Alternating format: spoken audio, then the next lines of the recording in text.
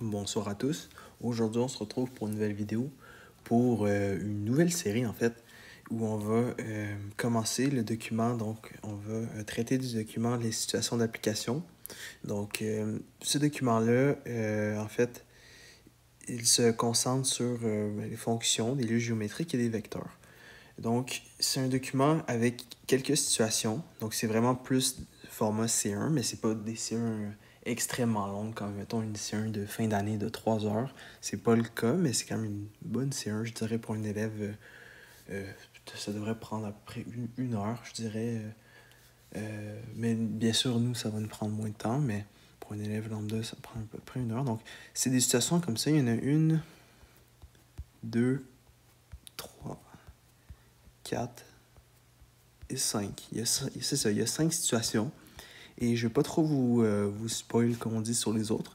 Encore une fois, c'est un document élaboré par Jean-Michel Panet. Donc, je vous recommande très, très, très fortement d'aller sur son site web mathadistance.com, puis d'aller sur la section SN5, puis révision, puis vous allez trouver donc ce document-là sur le site directement. Donc, c'est ça. Et ben, d'où l'intérêt, en fait, de mes vidéos, c'est que souvent, il n'y a pas toujours la solution parce que ça pourrait être utilisé comme évaluation. Par exemple, un professeur pourrait utiliser ça comme évaluation. Pas toujours la solution. Et donc, c'est ça. Donc, je vais passer à travers la solution détaillée. Je vais résoudre ça. On va résoudre ça ensemble. Et c'est ça. Donc, même si des fois, il y a juste, on va dire, la réponse, il n'y a pas la solution détaillée et il n'y a pas tout le cheminement et la réflexion qui va derrière. Donc j'espère apporter un peu de valeur à ce niveau-là. Et donc, sans plus tarder, c'est parti. La grande roue. Dans un parc d'attractions, Loïc embarque dans une nacelle de la grande roue. Ensuite, la nacelle tourne sur elle-même à une vitesse constante et effectue 2 tours complets en 180 secondes. La hauteur de la nacelle dans laquelle Loïc se trouve par rapport au sol, au niveau du sol, selon le temps écoulé depuis que la nacelle a commencé à tourner, est représentée par la fonction sinusoïdale f illustrée ci-dessous. Donc, on nous donne le graphique, puis on nous dit où, en fait, x vaut le temps écoulé depuis que la roue a commencé à tourner en secondes. Fx, c'est la hauteur de la nacelle dans laquelle le x se trouve par rapport au niveau du sol en mètres. Donc ensuite, on nous dit que Loïc embarque dans la nacelle lorsque celle-ci se trouve au point le plus bas de la roue, soit à 1 mètre par rapport au sol. Donc ici, on a en fait à 1 mètre et il embarque, donc ça commence. Donc c'est le temps 0. Donc on va avoir le point, juste m'assurer que c'est la bonne grosseur, oui. On va avoir le point 0, 1. Ensuite, la nacelle de Loïc atteint une hauteur de 25 mètres par rapport au sol lorsqu'elle se trouve au point le plus haut de la roue. Donc, on va voir en fait le maximum, donc un sommet. En fait, ici, tous les sommets vont être à y est égal à 25. Et donc, on a le début, donc le minimum à y est égal à 1. Donc ça, c'est bien.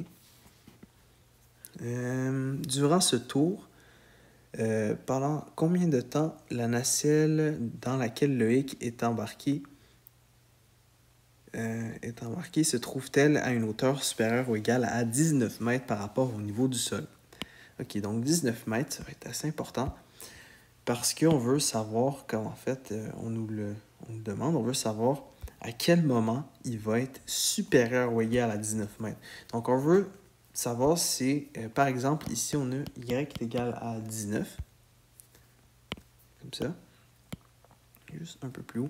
Et en fait, on veut déterminer la durée ici de cette zone-là. Donc, c'est pendant combien de temps qu'il est dans cette zone-là. Et donc, c'est ça.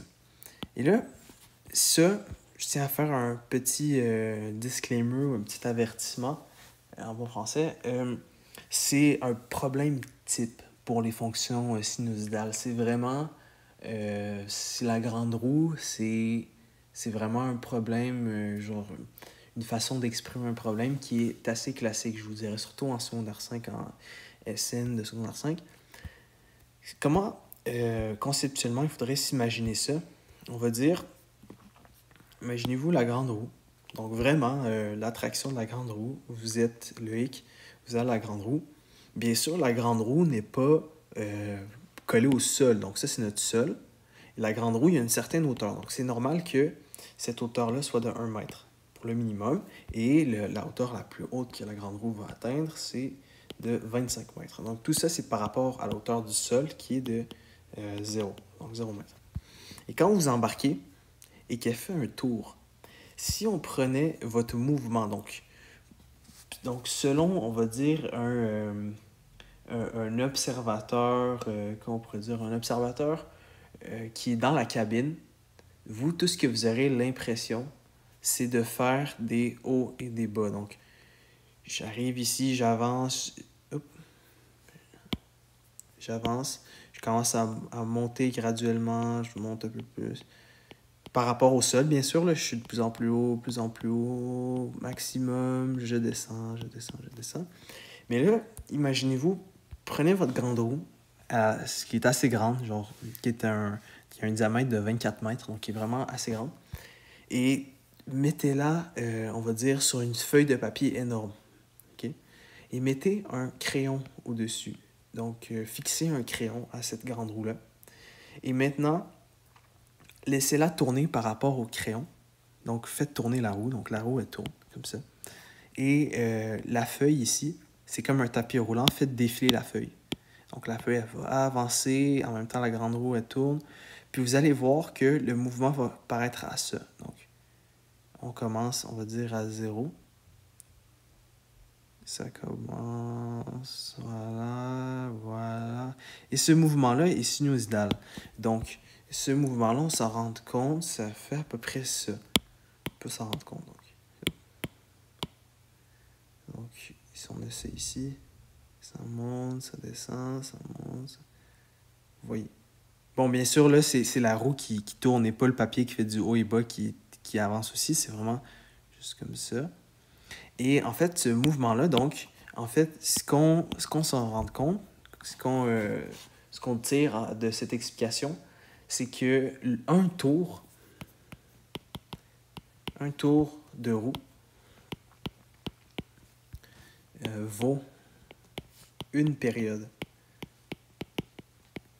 Donc ça, c'est le schéma de pensée, c'est la logique qui amène au concept de période.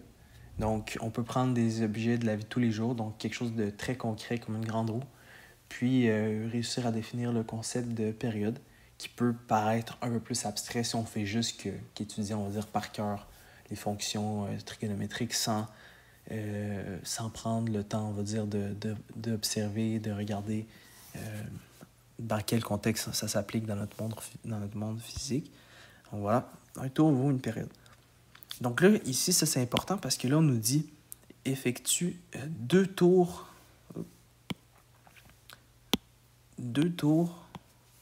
complets en 180 secondes. Donc, ce que ça veut dire, c'est que si 2 tours, c'est 180 secondes, ça veut dire qu'un tour, c'est 90 secondes. Alors, la période va être de 90. Donc, voilà. OK. 90 secondes. Donc, conceptuellement, c'est ça. Ensuite, donc là, ce qu'on pourrait faire aussi, c'est juste tracer, on va dire, notre droite minimale. Donc, du minimum de notre fonction sinusoïdale. Donc, voilà. Et là, ce qu'on va tirer comme information spéciale, ça va être la valeur, on va dire, la moyenne, donc le K, le paramètre K ici. Donc, voilà, ça c'est notre paramètre K. Et ce paramètre K est fait en trouvant la moyenne entre le maximum et le minimum. Donc, c'est de y est égal à 13. Et ça va être utile pour pouvoir définir notre fonction parce que dans des problèmes comme ça, c'est vraiment notre objectif premier, c'est de définir la fonction. Comme on sait que c'est une fonction sinusoïdale, donc sin ou cos. Donc là, ça va être à nous de trouver une fonction sin ou cos. Ça aussi, c'est important à noter, si vous pouvez l'écrire à quelque part. Souvent, dans ces cas-là, c'est la fonction la plus appropriée, la plus facile pour trouver, on va dire, une représentation fonctionnelle du graphique ou bien de la situation. Ça va être la fonction cosinus. Pourquoi la fonction cosinus? Vous savez? Parce que la fonction cosinus, le point sommet, donc on va dire entre guillemets h et k, va être déterminé selon un h minimum. Donc ici, h, ça serait 0. Et le k va être le même pour sin et cos. Donc le k, ça va être simplement y est égal à 13. Ça, c'est le k. Donc on a h, k, qui va être de 0,13. Ça, c'est pour la fonction cos. Pour la fonction sin, c'est un petit peu différent. La fonction sin, bien sûr, bon, après ça, il y a le paramètre a qui entre en jeu dépendamment de si on a pris notre h dans un minimum ou dans un maximum. Si on prend notre h dans un minimum, comme c'est le cas ici, le paramètre a va être négatif. Et si on prend, on va dire, le h dans un maximum ici, ben, le paramètre a va être positif. Mais pour la fonction sin, parce que là, vraiment, nos deux choix, ça serait, j'ai un graphique, est-ce que je vais à cos ou à sin? Et je sais que je suis obligé de prendre un des deux. Et là, dans mon graphique, si je veux trouver la représentation de la fonction sinus, il va falloir que je prenne un h, mais le h va devoir se trouver à la même hauteur que le k. Donc, ça va devoir se trouver parmi ces points-là, notre h. Et là, juste en analysant la situation, ça devient beaucoup plus facile de prendre un cos parce que, bon, 2 tours complets, ça c'est ce qu'on a ici. Donc on a un tour, un deuxième tour. Donc ces 2 tours-là complets, c'est de 180 secondes. Donc la moitié, ce serait de 90 secondes pour cette période. Et l'autre moitié, ce serait de 45. Et là, on ferait la moyenne entre les deux de 45 plus 90 divisé par 2, ce qui va nous donner un nombre fractionnaire à, ici, ce serait 67,5 et 13. Donc, on s'entend, c'est beaucoup moins intuitif, beaucoup moins rapide. C'est totalement faisable. C'est vraiment totalement faisable, mais c'est beaucoup moins intuitif, beaucoup moins rapide que de juste prendre un sommet qui est soit un minimum ou un maximum. Dans ce cas-ci, dans les situations de la vie de tous les jours, donc comme les situations de grande roue, c'est sûr qu'on va commencer à h est égal à 0, que ça va être un minimum dans une grande roue. Quand on embarque dans une grande roue, on commence tout en bas, puis on se retrouve en haut. Donc, c'est certain qu'on aura ce point-là qui est vraiment facile à raisonner. Donc, c'est facile de trouver ce point-là. Alors là, on va vraiment se plonger dans les calculs. Alors maintenant qu'on sait quelle fonction on a choisi, bon, déjà, on va juste comme placer la période. On sait que la période, c'est P sur 180, comme on s'était dit. Donc, la période, c'est de 90. Alors, on sait que P sur 2pi, la valeur absolue de B, P est égal à 2pi sur B. Donc, on sait que la valeur absolue de B, c'est égal à 2pi sur 90. Alors, le paramètre B vaut pi sur 45. Voilà. Ça ne change pas. Ensuite, l'amplitude, donc la valeur absolue de A, ça va être le max moins min sur 2. Et là, notre max, c'était 25 moins 1 sur 2. Ça va faire 12. Et là, on sait qu'on a pris donc notre sommet est d'un minimum. Donc, on sait qu'on a pris un minimum, donc ça va être moins 12. Ça, c'est important. Ce paramètre A. Et ensuite, on sait que notre HK va être de 0,13. C'est bien 13 parce que on s'est dit qu'on a pris une fonction cos, qu'on commence en fait, au temps 0, donc x est égal à 0, et à la hauteur 1. Voilà. Là, notre fonction cos de base aurait été la suivante, a cos b x moins h plus k. Alors, ici, on a moins 12. Cos, notre b, c'est pi sur 45. X, tout simplement, plus k, et notre k, c'est 13. Le fixe est égal à ça. Donc là, c'est très bien. On a déjà fait une bonne partie du problème. Il ne reste plus qu'à continuer. Donc là, on va faire la résolution. Donc, la résolution, ça va être fx. C'est quand que fx est plus grand ou égal à 19. Alors, on va mettre 19. Donc, comme ça, moins 12 cos pi sur 45 x plus 13. Alors, on a 6. Là, on va juste mettre le signe égal, là, puis on va analyser par rapport au symbole après. C'est égal à moins 12 cos pi sur 45 x moins 1/2 est égal à cos pi sur 45 x. Et, OK. Là, pour la résolution des fonctions trigonométriques, pour les fonctions sin et cos, il y aura toujours deux choses. J'ai déjà expliqué dans le document des 100 questions, mais on peut se remémorer. Donc, sin, il va y avoir θ, donc l'angle, et pi moins θ. Et cos, donc dans notre cas présent, il va y avoir θ et 2pi moins θ. Donc, quand je vous dis θ, c'est arc sin de quelque chose. Et c'est ça. Et pour cos, c'est arc cos de quelque chose. Et pour ici, tan, ça va juste être tan, ça va juste être θ. Pourquoi c'est le cas? Parce que dans une fonction sinusoïdale, dans l'espace de une période, il y a un mouvement qui est répliqué 2 fois. C'est quoi que ça veut dire? Ici, si on prend...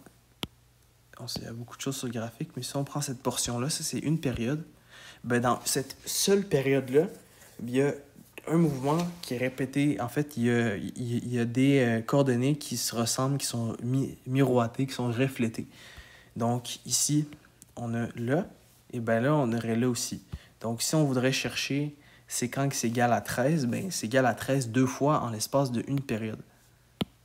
Donc c'est à peu près ça la réflexion dans les deux sens. Donc une réflexion des points et la réflexion dans le sens de la pensée. Okay. Donc là, on va faire ça. Θ, c'est... donc ça va être égal à pi sur 45. X est égal à arc cos moins 1/2. Alors x est égal à 45 pi arc cos moins 1/2. Alors x est égal à 30 plus, ça c'est important, n fois la période, et ici la période c'est 90. Donc, pourquoi ça? Ben, c'est parce que cette réponse-là, elle va se dupliquer, en fait, elle va se retrouver après chaque période. Donc, à chaque période, on se ramasse avec la même affaire, le mouvement est toujours pareil. Voilà. Période 1, période 2, période 3, le mouvement est toujours pareil et on se retrouve avec la même hauteur. Donc, juste valider Arcos. Donc, voilà. Ça, c'est une résolution, je trouve, pour moi en tout cas, qui est beaucoup plus intuitive et simple que de faire la résolution avec le cercle trigonométrique. Parce que le cercle trigonométrique requiert de tomber sur des points remarquables, donc sur des angles en fait qui sont identifiés dans le cercle trigonométrique parce qu'il y a une infinité d'angles à l'intérieur, mais c'est pas tous les angles qu'on apprend par cœur parce qu'ils sont pas tous beaux, hein, les angles du cercle trigonométrique. Il peut en avoir des angles entre, juste après ceux qu'on est habitué et tout. Donc, c'est beaucoup mieux de faire la résolution comme ça. C'est une résolution qui est vraiment plus générale, donc qui est applicable tout le temps. Donc moi, vous avez sûrement remarqué, toutes les méthodes que je fais, ils sont dans l'optique d'être applicables tout le temps et d'avoir les bonnes habitudes pour le cégep et l'éducation, on va dire plus tard, donc l'éducation supérieure. Bon. Ici, comment on fait ça? Donc c'est x fois pi sur 45 est égal à 2pi moins arc cos moins 1/2. Voilà. Et donc x est égal à 45 pi 2pi moins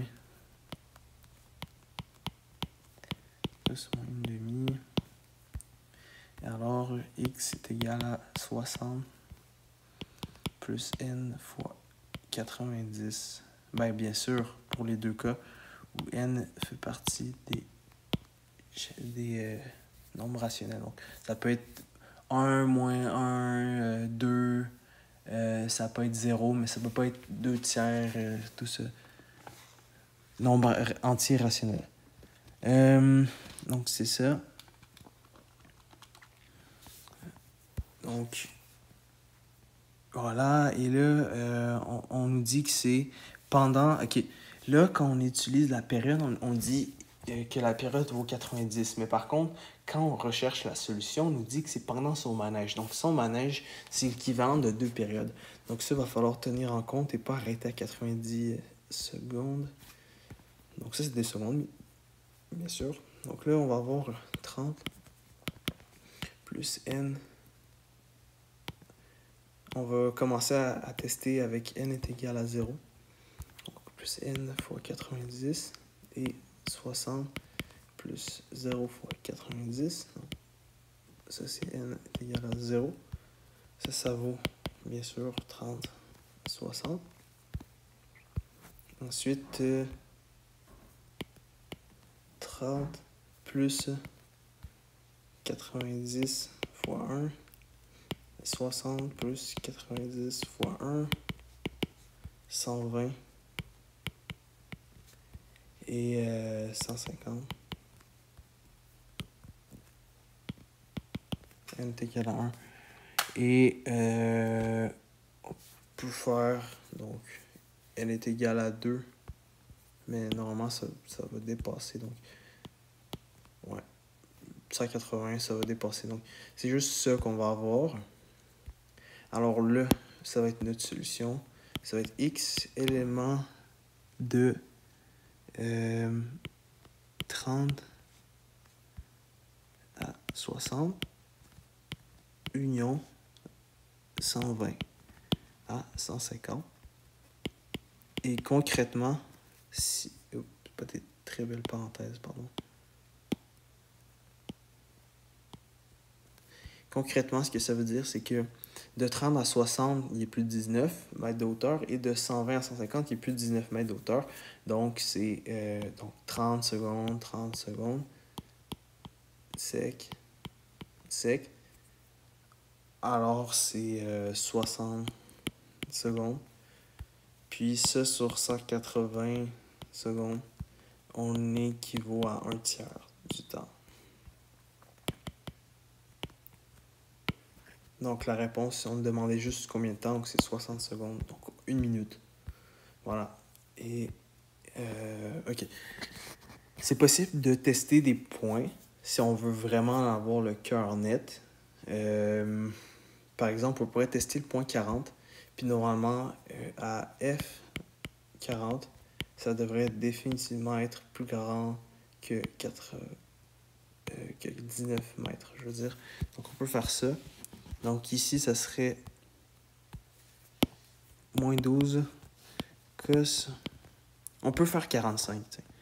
Puis, sur 45 fois 45 plus 13, donc on a moins 12 cos, puis plus 13, et ça va donner 12 cos, puis plus 13, ça va donner 25 mètres. Donc, c'est ça, on arrive au maximum à 45 secondes. Donc, ça fait du sens. Donc, ici, si on veut, on va dire, illustrer nos propos, entre guillemets, là, on a 45. Là, on a 30. Et là, on a 60. Donc, entre les deux, on a 15.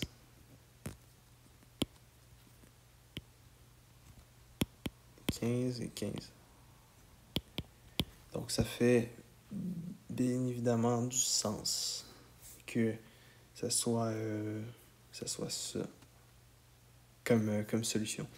Donc, c'est tout pour aujourd'hui. Donc, c'est la première vidéo sur une série de 5 vidéos. Je vais faire une vidéo par problème. Et voilà, donc la résolution complète de ce problème-là. Pendant combien de temps? Donc, c'est bel et bien 60 secondes. Ouais. Donc, merci beaucoup de votre visionnement. Puis on se dit à la prochaine dans cette nouvelle série.